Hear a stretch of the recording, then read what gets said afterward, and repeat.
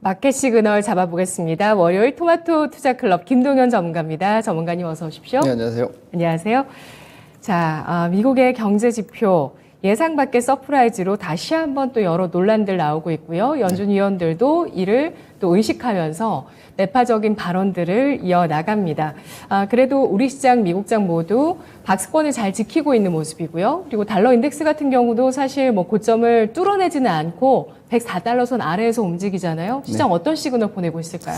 네, 일단 지금 시장은 사실 그동안의 시장의 좀 모순적 상황이 계속되는지 혹은 이제 시장의 본질인 경기에 집중을 해도 되는지를 좀 고민하고 있는 상황 내지는 과도기인 것 같습니다. 사실 제가 이 코너를 통해서도 마찬가지지만 다른 시황을 얘기를 할 때 하반기 시황은 잘 모르겠다.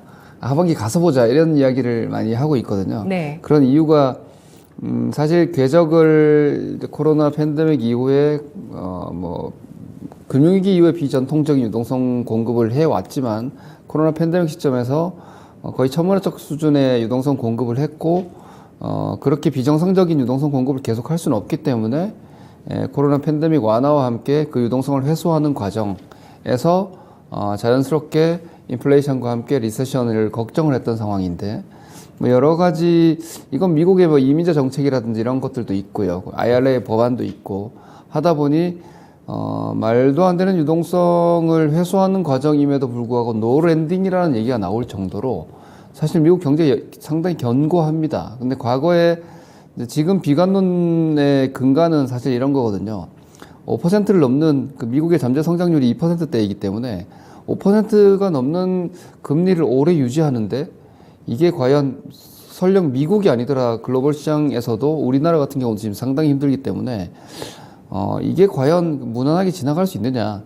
그러니까 미국은 노랜딩 얘기 나오지만 과연 전 세계 글로벌리하게 전체적인 세계 경제가 과연 노랜딩으로 갈 수 있느냐. 이런 고민들이 계속 되거든요. 결국은 금융정책적인 부분이 완화로 가기 전에 고비가 온 이후에 완화로 가는 게 아니냐. 이게 아마 전 세계 비관론자들의 모든 공통적인 시나리오일 거예요. 이 고금리의 끝은 결국 어딘가 하나가 무너지고 그걸 틀어막기 위해서 이제 완화로 간다. 저도 사실 그 걱정을 하고 있긴 한데, 근데 이거는 뭐랄까 기우제는 좋은 의미지만 이 시나리오는 결국 내릴 때까지 기다리면 한번 내리지 않을까.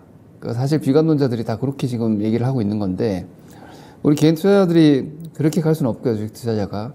저는 이런 것 같아요. 현재 시장이 데이터를 봤을 때는 앞서 여러분 말씀 주셨지만 경기 데이터가 너무 좋아요. 미국 데이터가 너무 좋기 때문에 다시 또 달러가 올라가고 있고 실질적인 국채금리가 상승을 하고 있거든요. 네. 그러면서 정책금리의 스탠스 자체도 5.5% 내지는 6% 얘기하는 초강경론자들도 있기 때문에 이거 진짜 그렇게 가는 거 아니야? 이런 걱정들을 지금 다시 또 하는 거죠. 그러니까 이런 상황에서 시장이 이제 지난 연말 그리고 연초에 보여줬던 디스인플레이션에 대한 환호를 계속 유지할 건지 아니면 다시 이거 경기가 여전히 과열이 유지가 되고 있기 때문에 긴축 포지션 자체가 좀 더 이어지고 그러면 결국은 뭔가가 터져야 끝나는 게 아니냐. 또 이 얘기가 또 들고 일어나는 겁니다. 그래서 제가 이런 사실 경제가 심플하게 좋으면 좋고 나쁘면 나쁘고 이렇게 되면 쉬운데 지금은 여전히 이렇게 배드 이즈 굿 상황이 유지되고 있기 때문에 나쁜 게 좋은 거야, 좋은 게 좋은 거야를 계속 고민을 하고 있는 거예요. 이거는 우리 개인 투자뿐만이 아니라 저도 이건 보면서 약간 눈치 게임처럼 왜냐하면 이건 어느 시점에는 예를 들어서 이런 거죠. 지난주에는 경제 지표가 안 좋은 게 좋다고 했는데 이번 주에는 경제 지표가 좋다고 해서 또 경기 호전이라고 그러고 다음 주 가서는 또 경제 지표가 좋아서 충격이라고 하고 이건 장단을 맞출 수가 없는 거예요. 그래서 우리 주식 투자자는 사실 경제학자처럼 가서도 안 되고 네. 시장 참여자로서 봤을 때는 예. 저는 이런 것 같아요. 그러니까 시세가 우리 투자자에게는 현상이기 때문에 주변 여건들을 챙기면서 현상에 집중하다가 주변 여건이 경계적인 상황이 만들어지면 현상에 대한 긴장도를 좀 더 올려서 예를 들어 지금 같은 경우죠. 금리가 올라가고 미국 달러가 올라갈 때는 뭔가 다시 또 약간 경계를 해야 되나 조심을 하면서 주식시장의 시세를 보다가 1차적인 뭐 과열 이탈 신호가 나온다든지 단기 매도가 신호 나온다면은 또 약간의 현금을 만들고, 그리고 이제 시장 상황을 다시 체크를 하고 상황이 좋아진다. 그런데 시장이 안 좋아진다. 그럼 또 기다리는 거죠. 그리고 상황이 좋아진 이후에 시장이 좋아지면 또 다시 사고. 제가 하고 있는 방식이에요. 그렇게 지금 대처하는 게, 그래야지 지금은 막 나쁜데 과몰입돼서 좋은 시장 상황을 놓치지 않을 수 있고, 네. 혹은 좋은 시장 상황에 과몰입돼서 좀 나빠지는 여지를 놓치지 않을 수 있는 것 같습니다. 그래서 지금은 우리뿐만이 아니라 전 세계 투자자들이 이런 고민을 지금 하고 있다는 점을 누군가는 알고 있는데 우리 개인 투자자들은 모르고 있는 게 아닌 것 같아요. 제가 볼 땐 그렇게 보이기 때문에.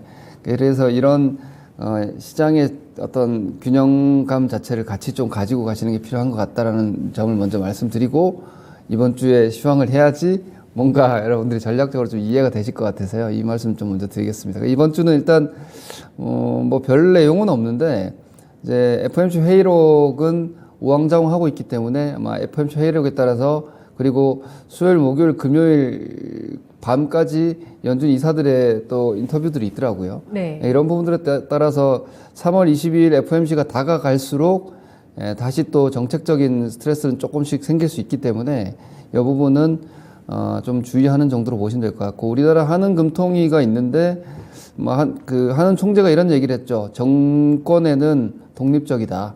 하지만 미국 연준에는 독립적이지 못하다라고까지 얘기를 했기 때문에 미국이 정책 금리가 여전히 좀 더 높게 오래 유지되는 상황이 이어진다라면은 한은의 통화 정책도 부담이 될 수밖에 없겠죠. 국내 경제 상황과는 별개로 미국의 기축통화국의 통화 정책의 영향은 완전히 분리될 수 없다라고 했기 때문에 우리도 금리 인하 시점이라든지 완화 시점은 밀릴 수밖에 없습니다. 그러면 한국 국내의 뭐 건설업이라든지 뭐 혹은 가계 대출 상황들이 여전히 좀 압박 상태를 유지할 것이다.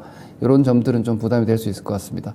앞서 말씀드렸던 미국 채금리가 여전히 특히나 이 2년물 금리는 다시 한번 저 10월 달, 우리가 10월을 생각해 보면 10월은 정말 생각하기 힘들 정도로 막 되게 공포스러웠는데 그 수준까지 와 있다라는 점은 사실 간과할 수는 없는 것 같아요. 그래서 제가 아까 말씀드렸다시피 증시는 아직은 평화롭지만 사실 이런 데이터들은 약간의 긴장감을 좀 높이고는 있기 때문에 이 뭐 2,500대를 넘든 못 넘든 간에 이런 위치에서 약간의 경계 신호가 나오면은 뭐 최소한 한 30%라도 현금화 대처를 하고 상황 확인하고 다시 움직일 정도의 뭐랄까 포지션 준비 자세 정도만 좀 유지를 할 필요는 있을 것 같습니다. 그렇지만 아직까지 제가 아까 말씀드렸다시피 주변 상황은 이렇게 좀 불안정하지만 나스닥 지수의 움직임 보면, 나스닥이 지금 긴축의 기준 지수이기 때문에 나스닥 지수의 움직임을 보면 큰 1년간의 하락 채널을 빠져나온 상태에서 쌍바닥 나와 있고, 그리고 그 박스권이냐 아니면 일시적인 반등 이후에 재하락이냐의 기준이 제가 지금 여기 한 11,200에서 11,500 정도로 이렇게 박스권 하단 라인을 잡아놨는데요. 네. 이 영역대를 이탈하지만 않으면 뭐 아직까지는 시장이 다시 재하락 쪽으로 방향을 잡았다라고 할 수는 없을 겁니다. 그렇기 때문에 최후의 하단 지지 영역은 한 11,200대 정도 생각을 하시면 되고요. 그 정도까지 조정은 박스권 기술 조정이다라고 볼 수 있는 수준으로 보시면 될 것 같고, 우리나라 시장 지수는 2,300대 한 후반이 그 정도 될 것 같아요. 2,300 한 70대 정도까지가 최하단이고, 지금의 디스인플레이션 구간이면은 저는 상단은 여전히 한 2,570 정도, 그러니까 한 200포인트 밴드이기 때문에 사실 좀 꽤 큰 등락권인데, 이 정도의 구간에서 당분간은 그래도 지금 상황이 유지되지 않겠느냐라고 보시는 게, 그러니까 지금 극상방, 극하방 이렇게 가지 말자는 거죠, 제 얘기는. 그래서 주변 상황을 주시하시되 아직까지 그 상방을 완전히 열거나 하방을 완전히 열거나 하는 자리는 좀 아닌 걸로 보이고요. 스탠스 자체는 지난 1월 초 내지는 12월 말은 결코 팔아서는 안 되는 바닥권이라는 의견이었지만 지금 2,500대는 뭐 박스 상단권에 조금씩 다가가고 있기 때문에 속도 조절이라든지 내지는 12월에 제가 모든 종목을 다 보유해야 된다 내지는 사도 된다는 의견을 드렸으면 이제는 종목을 좀 선별할 필요가 있다 정도의 관점으로 보시면 될 것 같습니다. 네. 그렇습니다. 현재 이번 주에 가장 중요한 일정 가운데 2월 FOMC 의사록, 금통위, 또 PC 물가지수 많은 언론을 통해서 확인을 해보셨을 텐데요. 오히려 또 김동현 전문가는 이번 주에 크게 주목할 만한 지표, 경제 지표는 크게 없다. 이렇게 얘기를 해주셨네요. 네, PC 물가는 사실 중요하죠. 안 볼 수는 없는 부분인데 네. 이 PC 물가 지수는 사실 지난 CPI가 높았기 때문에 이번 PC 물가도 좀 긴장감을 가지고 보겠지만 예. 아직 사실 3월 22일이니까 FOMC가 한 달 남았습니다. 사실 FOMC의 스케줄상으로 보면은 본격적으로 FOMC 부담을 느끼는 시점은 좀 아닌 걸로 보이고 그리고 지난 CPI가 좀 높았기 때문에 이번 PC도 어느 정도 시장은 좀 감수를 하고 있는 거죠. 그리고 지난 CPI 데이터 자체를 시장이 그렇게 충격을 크게 받지 않았기 때문에 그래서 중요한 물가 지수지만 저는 뭐 거기에 대해서 아주 심각한 스트레스를 가지기보다는 일정을 3월 22일 FOMC와 그리고 이 종목별 스케줄, 특히나 3월에는 2차 전지 친환경 관련한 스케줄들이 특히나 미국의 IRA 세부 항목의 확정이라든지 그리고 유럽의 원자재 법안 같은 것들이 있기 때문에 제가 생각할 때는 아마 3월까지 지금의 2차 전지 친환경 쪽 섹터가 시장을 좀 버텨내면서 장세가 FOMC까지 좀 관망세가 되지 않을까 이렇게 보고 있기 때문에 그런 측면을 좀 더 주목하실 필요가 있을 것 같습니다. 네,